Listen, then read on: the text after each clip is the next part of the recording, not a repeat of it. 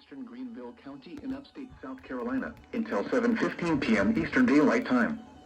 At 6:24 p.m. Eastern Daylight Time, a severe thunderstorm was located 8 miles south of Greenville downtown. What the hell's my life now? Center, moving southeast at 10 miles per hour. Hazard, quarter-size hail. Source, radar indicated. Impact, minor damage to vehicles is expected. Location: you can hear the other room, which I'm Melvin, in the shelter. Fountain, Donaldson Center, Fort Shoals, and West Greenville. For your protection, move to an interior room on the lowest floor of a building.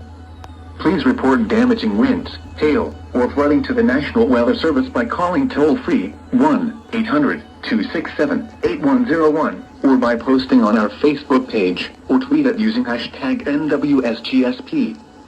Your message should describe the event and the specific location where it occurred. Repeating, a severe thunderstorm warning has been issued until 7:15 p.m. Eastern Daylight Time for the following county: Greenville, South Carolina.